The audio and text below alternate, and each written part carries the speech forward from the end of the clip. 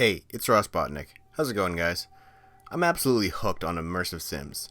There's something about having multiple ways to crack a puzzle that just gets me excited. Whether I'm hacking through obstacles, meticulously foraging for that elusive key, or resorting to the age-old solution of stacking things to make some janky stairs, it's all part of the charm. Now let's talk about one of my all-time favorite settings in video games: abandoned or derelict space stations and ships. There's a certain thrill in unraveling the mysteries of what went wrong and figuring out just how to survive in the midst of all this chaos. This brings me to the game that I wanted to discuss today, 2017's Prey. I have no personal history with the series, never played the original, and it wasn't until 2021 when I stumbled upon a video claiming that if you're a fan of BioShock, you'd like Prey. Taking their word for it, I immediately went out and snagged a copy. So, just what is Prey? Prey is a first-person video game released in 2017 by Arcane Studios and published by Bethesda. Set in a spacefaring future, players assume the role of Morgan Yu, character caught during the mysterious experiment gone wrong aboard the space station Talos 1. The game combines elements of action, exploration, and psychological thriller as the players navigate a complex environment filled with alien threats and uncover the truth behind the station's unsettling events. The game focuses on non-linear exploration, granting freedom to chart your course, uncover hidden secrets, and tailor your approach to situations. You'll discover an array of weapons, tools, and abilities through a flexible upgrade system, empowering you to adapt to your playstyle. But enough of that, I've got to play through this game 3 times to get all the trophies, so here's my path to the platinum. Oh, and I'm going over everything in the game that unlocks a trophy, so spoilers going ahead. So I wake up as a male Morgan Yu, getting a call from my brother Alex that they are sending a helicopter over to take me to the office. I take my time getting used to the controls, and go around the apartment reading everything I can to learn a bit about the world and grabbing any food I find in the kitchen before putting my suit on and heading out. I have a quick chat with the maintenance worker and take the elevator up to the helicopter. The ride is pretty cool. Disguising the opening credits is a city as I fly by. Alex greets me and tells me just to do what feels natural in the test that they prepared for me. I go through the test, and though the doctors say I'm doing great, clearly something's off. The last test is a bunch of psychological questions, with the final one being an ink blot test, when suddenly, the doctor's coffee mug turns into a creature and attacks him, and I get gassed and pass out. I wake up back in Morgan's apartment again, but something just feels off. I unlock the computer and check the email to see 6 emails from someone named January, all saying danger, leave now in all caps, so you know it's serious. I leave the apartment to find the same maintenance worker from yesterday, except now she's a deformed corpse. I take a wrench and supplies and get a call from January. Hello, Morgan. It's time we spoke.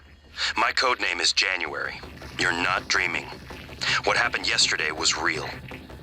If you want to know what's going on, first, you need to get out of your apartment building. You're not safe. I want to do what he says, but for the life of me, I just can't find the elevator. It was here, right? Well, maybe I can find a way out on the balcony. Huh, didn't see that coming. Outside the apartment, in wherever I am, I found a nearby computer with some emails, one talking about Morgan going through the tests, and another from Alex saying that they have the situation under control. One of the main trophies I'll be working on is reading every email, so I'll always be on the lookout for computers with juicy emails to read. The computer also has some audio files. Clicking on them activates Alex's call from yesterday, along with the sound of the helicopter approaching. I continue through these back areas to find a sign with several rules, allowing me to piece together that Morgan was probably in some kind of situation being studied. While exploring, I came across one of those creatures I saw attack the doctor yesterday. The little bugger is a wily bastard, but with a few whacks of the wrench he goes down. Continuing my exploration, I encountered what I initially thought was the helicopter. Just turns out to be one of those elaborate rides you find outside of the grocery stores. I came to the facility where I was tested, but it was going through some kind of malfunction. I spot another creature, and January tells me the scientific name, but that everyone just calls them mimics. I take the mimic down with a solid hit. As I headed out, I stumbled upon another TriStar phone. Checking the audio file on it, I overhear Alex talking to a scientist after the attack. I'll need to keep an eye out for these TriStar phones to get the trophy for listening to every audio log. Navigating my way out of the simulation area, I encounter more mimics, dispatching them all while scavenging for supplies. However, my journey takes a chilling turn when I stumble upon a grim sight. Another survivor falling prey to the mimics. The mimic, in a macabre display, drains something from the victim, triggering a horrifying multiplication. January's voice chimes in, revealing that this is how the Typhon took over the station. A few smashed mimics later, I find a keycard only to find this new terror. Further on, I come across one of the coolest things in this game, the goo cannon. This weapon fires out this goo that hardens super fast, mobilizing enemies, but way more useful is its ability to make steps and platforms that Morgan can pull himself up onto. January tells me to grab the neuromod on the other side of all these mimics. I sneak my way over and get the neuromod undetected. I jam that sucker right in my eye, allowing Morgan to perform level 1 hacks and unlock my first trophy, Know Thyself. With that, I'm ready to leave the neuromod division and head to the lobby. In the lobby, the truth hits hard. We've been aboard a space station all along. January's directive leads me to Morgan's office. Along the way, I stumble upon another neuromod, guarded by a phantom. With quick thinking and strategic use of the goo cannon and the wrench, I manage to weaken it. However, the phantom retaliates with a deadly energy blast, ending my first attempt abruptly. Thankful for a quick save, I dive into round 2 with renewed determination, striking faster and leveraging the environment to evade the lethal onslaught. Pressing on to my office, I scavenge for supplies, sift through the emails, and acquire a keycard. Also discovering the invaluable role of turrets in combating mimics. Hacking into the receptionist's computer was a bit redundant considering the password was conveniently scribbled on a post-it note. But hey, every hack counts toward that coveted trophy, right? Inside my office, I snagged 3 neuromods and also grabbed another keycard for good measure. I fired up the computer and activated the video, eager to uncover the revelations that awaited within. I make sure to install a few neuromods to enhance my capabilities, boosting my proficiency with medkits, basic repairs, and fortifying my health, stamina, and lifting strength. With these upgrades, I felt more prepared for the challenges ahead. Before venturing into the hardware labs, curiosity led me to explore the trauma center, since I had a keycard for it. I stumbled upon a security terminal, a valuable resource for tracking down individuals scattered across the station, both living and deceased. Finding the body of everyone aboard the station is a trophy I'll be working towards, so these security terminals are pretty useful besides also providing maps of the area. The security interface revealed a survivor holed up in the trauma center, prompting me to cautiously navigate past the lurking phantoms. Delving into the back rooms, I discovered a disturbed individual locked away. Recognizing the need to return later, I made a mental note to revisit this situation when the time was right. Along the way, I stumbled across a silenced pistol, equipping me with a real means of defense. Exploring the upper lobby, I also uncovered the Huntress Bowcaster, a quirky yet invaluable tool capable of triggering switches from a distance, making it a worthy addition to the inventory. Among the discoveries in the upper lobby were another stash of neuromods, which I promptly utilized to expand the capacity of my inventory. Not sure how rewiring my brain allows me to carry more things, but okay. Entering the hardware labs, I encountered a new adversary, corrupt operators armed with fiery projectives.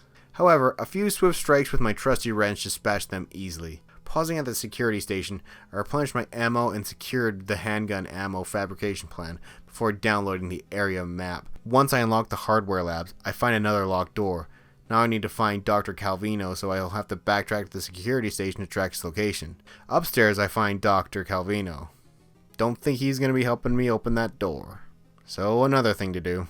The next area is overflowing with corrupted operators that love to swarm me once I'm spotted. After an engaging round of combat with the operators and mimics, I stumbled across the next thing I needed, the propulsion system fabrication plan. Then it dawned on me that the fabricator, which I had previously overlooked, held the power to create essential supplies and tools, provided I had the appropriate fabrication plans and materials. With the propulsion unit, I unlocked the ability to navigate the vacuum of space and control my descent, significantly expanding my exploration capabilities. I also figured out how to use the recycler, turning my junk into material blocks for the fabricator. Can't believe it took me this long to think about using this thing. Once I got the hang of the space controls, I navigated to the breach in the hardware labs, where I found Dr. Calvino and secured his keycard, and a few more neuromods. I wasted no time installing combat focus and stealth upgrades. Backtracking to Dr. Calvino's lab, I successfully rebooted the looking glass. I listened intently to the remainder of the message, absorbed in the weight of its revelations. Following that, I encountered January, who revealed the method of destroying Talos 1, requiring Alex and Morgan's arming keys. Though Morgan's key was destroyed, a fabrication plan existed, hidden in the deep storage. Armed with this knowledge, January provided a keycard for the main elevator and unlocking the next trophy, Facsimile. Not soon after I leave January, I receive a call from another operator, this one called December, offering to help me escape the station, which leads me to the worst ending, but I gotta do it for a trophy, so I'll have to return to the neuromod division to get the key to Alex's escape pod. Despite obtaining a key for the lift, it refused to operate, redirecting me to the treacherous terrain of Psychometrics, where the Typhon had breached containment in the first place. Progressing into the Psychometrics, I encountered a formidable gate barring my path, determining a psychoscope for passage. However, I stumbled upon one nearby, unlocking its invaluable capabilities. Now equipped with the psychoscope, I could scan Typhons to uncover their weaknesses, detect mimics, and even harness alien abilities. Now's a good time to go over the number of playthroughs needed to unlock all the trophies in the prey, since they're tied directly to the types of neuromods installed. Here's the breakdown. I'll need to complete one playthrough relying solely on human abilities, another using alien abilities only, and a final run with no neuromods installed at all. Given that I've already installed human upgrades for this run, I'm fully committed to embracing them and bypassing any Typhon powers. While going through the Typhon labs, Alex messages me to scan the captured phantoms and to get a few abilities. He also gives me the code to the nearby safe, and since I'm a junkie for neuromods, now I leap at the opportunity. After giving myself some psionic aptitude and becoming a materials expert, as I journeyed further into the depths of the facility, I stumbled upon a prisoner locked away for testing purposes. His offer was simple: reveal the passcode to the armory in exchange for his freedom. Tempting as it was, a quick check of the computer unveiled his unsavory past. Another trophy talk. For this run of the game, I'm going for the I and Thou trophy, which requires completing the game with most empathy. It's all about embodying the essence of compassion, extending second chances to those who may not deserve it. So in this journey for redemption, I'll strive to save everyone. So I let the prisoner out and he gave me the code and warned me of another prisoner out there, killing people. The armory has some nice finds, namely a shotgun with a fabrication plans for its ammo, and a weapon upgrade, which I immediately dump into the shotgun. Near the entrance of the G.U.T.S, a recycler with a workstation housing a new weapon variant, the recycler charge.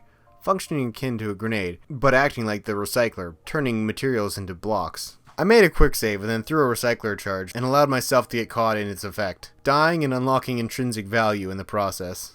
So I float my way down the G.U.T.S, dealing with annoying new types of Typhon, having to detour to the magnetosphere to grab a keycard. Another weird cutscene happens when I touch the Typhon coral in the G.U.T.S. Also found my next weapon, the Q-beam. It fires this particle beam that makes things explode, which should be fun. Soon after, I intercepted communications between the chief engineer and the head of security, pinpointing their locations within the station. Finally encountered the Arboretum, a welcome respite. Gathering essential supplies, I stumbled upon a side quest and a non-lethal stun gun. Perfect solution for dealing with anyone under mind control. The first thing I do here is get the main elevator back online. That means dealing with the technopath controlling it, along with its corrupted operator buddies. With my combat focused and improved weapons, I'm able to win the battle and restore the elevator. Back in the Arboretum, I stumble upon a group of survivors ensnared by the influence of a telepathic Typhon. The mind-controlled victims rushed towards me, their heads exploding as they got near, causing me to have to reload. Adhering to the Do No Harm trophy, I can't kill any humans, so I have to use my non-lethal stun gun to take out the mind-controlled victims. Turning my attention to the telepathic threat, with the combined use of my combat focus, shotgun, and Q-beam, I mounted a calculated assault and neutralized the mental menace. With the survivors liberated, they offered me a key to the supply chest, and brought me one step closer to the I and Thou trophy. Nearby, I encountered corrupted operators, and used my combat focus to take them out, unlocking Dead Calm. Okay, the door to deep storage is locked, but apparently if I go to crew quarters and get some vocal samples, I can open it up. Before doing that, I decided to head back to the lobby and take care of a few side quests. First, I pop in the office and make a quick save before killing January for the Suicide by Proxy trophy, and then reloading. Then it's over to the hardware labs to grab a communications device and head out to the vacuum of space to attach to a satellite. Now I can make a signal that will lure the Nightmare Typhon away or summon it to me. I also seal some hull breaches around the station to grant me access to more interior areas. Back inside the station, I swing by the Beam Lab, which opened up after I sealed the hull breach. Here I find the fabrication plans for the Q-beam and another Q-beam too. These would be useful if I was playing with weapon degradation on, but since I'm not, these are just kinda useless. Next, I'm back in the Arboretum to plant some modified fruit seeds, which will grow in time. I'm going to need to eat that fruit for the TriStar Gourmet trophy, for eating every type of food in the game. While climbing up goo platforms to Alex's office, I find an audio log, and instead of playing it, I accidentally played the Nightmare Typhon summoning message, bringing the nightmare to the Arboretum and unlocking You Rang. Inside Alex's office, I find his safe, which has a sweet key card, which I'll need for the escape pod ending. Getting back on track, I advance to the crew quarters, encountering more mind-controlled victims, signaling another telepath. Resolving the crisis, I cross paths with this eerie cook, who dangled the prospect of access to a secure kitchen in exchange for an award from his quarters. While exploring the quarters, I found a cache of neuromods, and pumped them all into gunsmith skills for the challenges that lay ahead. I chose to focus on my shotgun, pouring all my available weapon upgrade kits into it, and unlocking cold dead hands. My search for voice samples led me to the executive suites, where I found myself at Alex's quarters, securing the escape pod keycard in the process, and prompting another quick save. As I retraced my steps back to the Arboretum, climbing back to Alex's office, I made my way to the escape pod, getting the worst ending and triggering the abandoned ship trophy. Reloading my save in the crew quarters, I encountered Danielle Shaw herself, miraculously alive outside of the station. In a twist of fate, she provided me with enough vocal samples to access the deep storage. However, the catch was that I had to take out the criminal masquerading as the cook, who had killed her partner in all this chaos. My commitment to the Do No Harm trophy meant that I wasn't allowed to actually kill the cook, and I had to allow him to escape, which was going to screw me over in the long run since the cook was going to place traps all over the station. Before I delved into the deep storage, I made a detour to the bridge's escape pod bay. There I confronted the devious imposter. He claimed to have fixed this escape pod, suggesting a way for us to leave the station together. However, I can quite clearly see that there's a recycle charge trap behind him, so yeah, he's just trying to kill me. Swiftly, I moved to disarm the trap, turning the tables on this asshole. The imposter cook laughs himself into a heart attack and seemingly dies on the spot. Well, I didn't kill him, but he is dead, so I unlocked the Best Served Cold trophy. With that out of the way, I'm finally back to the Arboretum and use Danielle's voice samples to unlock the deep storage and unlock Open Says She. As I enter deep storage, Alex's determination to stop me has grown to new heights as he locks down the deep storage, trapping me within its confines. Undeterred by this latest obstacle, I ventured into the 0G area of deep storage and locate the backup drive, housing the crucial self-destruction key fabrication plan. As I download the fabrication plan, Danielle provides me with a solution to escape the deep storage, ejecting a data module to escape deep storage outside the station. Once outside, Security Chief Elzar directs me to the cargo bay for re-entry. On my way back to the cargo bay, I picked up Dr. Igwe's distress call, demanding immediate attention. He was stranded in a container and running out of air. Racing against time, I located and returned his container to the station, unlocking the Adrift trophy and ensuring his survival. He's tied to a bunch of trophies, so it's very important to save him. Following the rescue of Igwe, I rendezvoused with the survivors in the cargo hold. They explained that the path to the rest of the station is barricaded due to the Typhon infestation. To gain access, they require auto turrets for defense. Luckily, there's a nearby fabricator that I can use to pump out a bunch of these suckers. So with the door covered in auto turrets, the chief lets me open it up, and with the safety of the survivors in mind, I ensure no casualties happen during the impending attack. Armed with my super shotgun and enhanced combat focus, I swiftly eliminate the Typhon threat, and I secure the area, unlocking the Gates of Hell trophy. With that task completed, I focus on lifting Alex's lockdown of the station by rebooting the station reactor in the power plant. Along the way, I open my inventory and decide to open up some space by just mowing down on all this food and unlocking TriStar Gourmet. In the reactor, I go through all the steps to reboot the station, ending Alex's lockdown. Along the way, I hacked my way through a door, which turns out to be my 20th hack, and unlocks Operator. Next, I need to get Morgan's ex, Michaela's, medication for her condition that has her in a near paralyzed state. So I need to go outside again to find my way into her office and find her medication. Back to Michaela, and after a quick injection, she's back up on her feet, and I unlocked a friend in need. With the station unlocked again, I make my way back to the lobby and make my 20th repair, and the next trophy, Engineer. Back in the lobby, Dr. Igwe, Michaela, and January convene in my office. With each of them making it to this meeting unscathed, I unlocked Brain Trust. Now it's time to knock off a few miscellaneous trophies and side quests and track down the remaining undiscovered bodies around the station. First, I headed back to the hardware labs to Dr. Calvino's lab. I find his secret stash using an old recording. His stash gives me a keycard to his cabin and a few neuromods, and the next trophy, Coffee Break. Throughout my journey, I've meticulously examined every book and note I stumbled upon. Among these were the sci-fi series called the Starbender Saga. Reading all 6 volumes of the series, I unlocked the Prism Master trophy.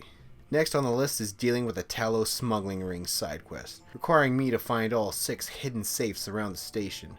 Opening up the 6th one unlocks the trophy, black market. While thoroughly exploring throughout the station, I stumbled across various audio logs. Listening to one of them while exploring popped the Psychotronics trophy for finding every audio log, which I'm pretty sure I didn't get, but yeah, I'm not going to complain about that.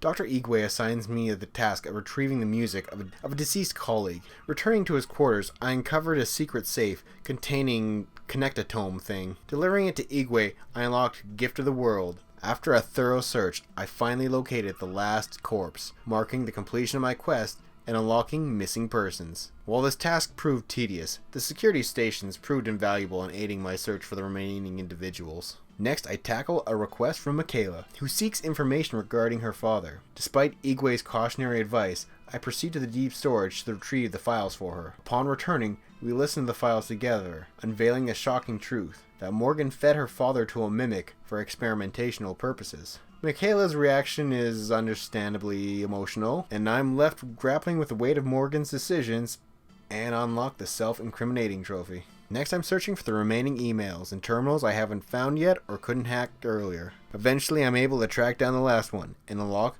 Press Sneak. Back to the main story, so I'm off to the Arboretum, where we get a big twist from another video. While conducting the coral scan for Alex, the game introduces a major upheaval. TriStar's CEOs, Morgan's own parents, dispatch a merciless mercenary named Dahl to clean up the mess. Dahl floods the station with military-grade operators, employing deceptive tactics to try to lure me into their traps. With Alex refusing to emerge until Dahl is neutralized, my next objective becomes clear. I have to take him out. Igwe proposes a plan. Incapacitate Dahl, allowing Igwe to surgically remove his neuromods, thus erasing his memory of the mission. This action will enable us to secure Dahl's cooperation and access his shuttle for our escape, a necessary step to unlock those elusive trophies. As I advance towards Dahl's shuttle in search of his operator responsible for hacking the station systems, Dahl resorts to desperate measures, cutting off the air supply to the survivors in the cargo bay to force a confrontation. Armed with EMP grenades and my trusty stun gun, I press on, determined to restore order. Reaching life support, I engage in a fierce battle against Dahl and his legion of operators. With strategic use of my arsenal, I manage to incapacitate him, allowing Igwe to arrange for his removal and preparation for surgery. Meanwhile, I swiftly restore the air supply to the cargo bay, ensuring the safety of the survivors. But it's not over yet. Dahl's operator is still out there. After neutralizing the hacker and restoring order to the station, Alex signals that he's ready to meet and come out of his hiding hole. Before proceeding further, I visit the neuromod division to meet with Igwe. With a few clicks on the computer, we remove his neuromods and thus all of his memories, transforming him into a cooperative pilot and unlocking This Never Happened. As I return to Alex's office, his secret bunker is unlocked. Amidst his revelations about his motives, a massive Typhon appears, disrupting the gravity, throwing the station into chaos. I drag Alex's unconscious body to the safety within his bunker, preserving his life amidst the turmoil. Within the confines of the bunker, I stumble upon the last of Morgan's messages to himself, and unlock Dear Future Self. Finally, I use the arming keys to prepare the station for self-destruction. Despite Alex's last-ditch effort to dissuade me on the bridge, while he resigns himself to perishing with the station, I head on out of there. I hasten back to the shuttle bay, ensuring the escape of all the survivors I've rescued throughout this harrowing journey. As the station erupts in chaos behind us, we escape, emerging victorious and beating the game. As the credits roll, the final twist of the game unfolds. I realize I'm not actually Morgan, but rather a Typhon, subjected to experimentation to explore the possibility of coexistence between humans and Typhon. Apparently the Earth has become overrun by the Typhon, and this experiment has some last-ditch effort to save it. But because this game came out in 2017 and didn't really sell well, I doubt we'll ever get to see that story. Nevertheless, I unlocked Do No Harm for completing the game without harming any humans, and I and Thou for navigating the game with the utmost empathy, ensuring the safety of every character encountered and refraining from taking any lives.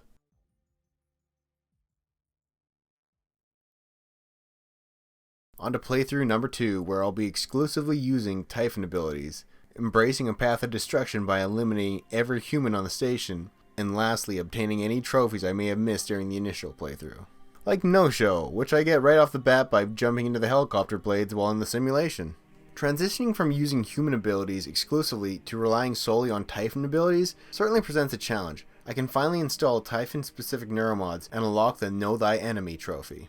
Embarking on the path to unlock I and It requires me to take the life of every human on the station by my own hands. I begin this grim task by sparing the prisoner in the psychometry from the clutches of the mimics, only to meet his fates at the hands of my wrench shortly after. Not too long after that, I unlocked mimic matter and morph into the same object as a mimic is disguised as to unlock Mimicis? This trophy. In the Arboretum, I defeated the telepath and saved Remy and the others again, just to all smack them with my wrench and move on. While going through the crew quarters, I really miss my human upgrades. Mostly the inventory sizing upgrades. What is this, an inventory for ants? Using the new Typhon power Mind Jack 1, I free one of the mind-controlled victims and unlock deprogramming before, the wrench comes out again. And then I do the same to everyone else I find in the crew quarters. On my way to the deep storage, I use another Typhon power, Lift Field, to launch a mimic in the air and then blast it with another power to unlock T1 up. While escaping the deep storage, I still save Dr. Igwe, as I'm going to need him to unlock another trophy later on. While I'm going through the power plant, I meet up with Morgan's ex Michaela again, and instead of helping her out, I make the hard decision to bop her on the head with my wrench, and then use Phantom Genesis to turn her body into a friendly phantom and unlock It's Alive. Not long after that, I use Phantom Shift to create a phantom clone of myself, and then scan it with the good old Psychoscope to unlock a different side of you.